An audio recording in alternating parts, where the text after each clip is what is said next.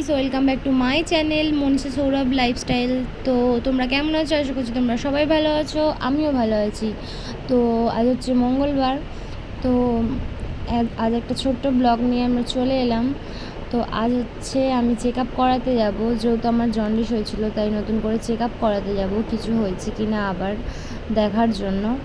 তো দেখো, সকাল সকাল রান্না করে নিয়েছি। তো রান্না করে খাওয়া দাওয়ার পর পাশে আমার একটা বান্ধবী আছে, তো তাকে নিয়ে চলে গেলাম আমরা নার্সিংহোমে চেক আপ করাতে। তো চলে এসেছি, আর এটা হচ্ছে নিরালি নার্সিংহোম। তো এখানে ডক্টর দেখাবো, মানে রিপোর্ট আগেই করে নিয়েছি, তো দেখাবো যে আর কোনো কিছু প্রবলেম আছে কি না। মোটামুটি নর্মালি আছি আমি। তো আমরা দুজনাও কথা বলছিলাম যে যেহেতু আমি মুম্বাই এসে, মানে যেহেতু একটা নিউ জায়গা চেঞ্জ হয়েছে, হ্যাঁ আমি এক জায়গা থেকে আরেক জায়গায় এসেছি, তার জন্য এসেই আমি এখান সেখান খুব ঘুরে ফেলেছি। আর যেহেতু এটা পাহাড়ি এলাকা, তো এখানে মানে ঠিকঠাকভাবে মানিয়ে নিতে একটু টাইম লাগে। তো প্রচণ্ড ঘুরে ঘাড়ে নিয়েছিলাম, আর জলেরও প্রবলেম, জল ঠিকঠাক খেতাম না, তো তার জন্য আমার জন্ডিস হয়ে গিয়েছিলো। তো তার জন্য আমি বাড়ি গিয়েছিলাম, বাড়িতে যাওয়ার পর বাড়ি থেকে আবার এসে এখানে আবার নতুন করে চেক আপ করছি। তো তোমরা দেখতে থাকো পুরো ভিডিওটা, তো কি হয় না হয় তারপরে তোমাদেরকে জানাচ্ছি। তো ডাক্তার দেখানো কমপ্লিট। তো আসার সময় আমি বাজার করে নিয়ে এসেছি।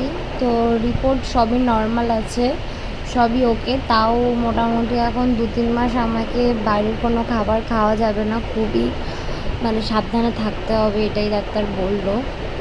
আর দেখো, আসার সময় আমি ইন্দুলেখা এই তেলটা নিয়ে এসেছি। আর এই তেলটাতে আগে না মানে শ্যাম্পু ফ্রি দিত না, তো এখন শ্যাম্পু ফ্রি দিয়েছে দেখে আমি অবাক হয়ে গেছি।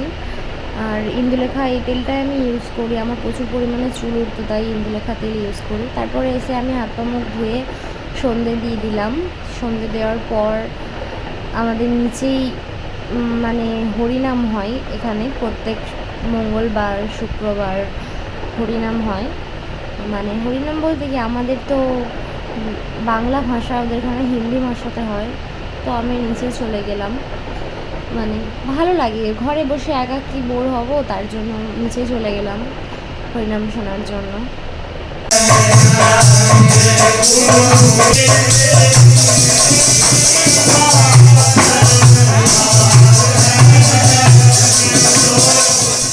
তো এই ঠাকুরটাকে সবাই নাকি বালবীর ঠাকুর বলে, কিন্তু দেখতে অনেকটা আমাদের বাবা লোকনাথের মতো, তো এখানে সবাই বালবীর বলে। তো যাই হোক, আজকে এরকমভাবেই কেটে গেল। তো সারাদিনটা এরকমভাবেই কেটে গেল আমার আজকে। আর রাতের বেলা রান্না করার জন্য সবজি কাটতে বসে পড়েছিলাম। আর নিচে আন্টির একটা ছেলে আছে, তো সে আমার কাছে এসেছে, পড়তে বসেছে, তো আমাকে খুবই ডিস্টার্ব করছে। তো সবাইকে গুড নাইট। অ্যান্ড ভিডিওটা যদি ভালো লেগে থাকে তো like, comment, share and subscribe করে পাশে থেকো। তো চলো, টাটা, বাই।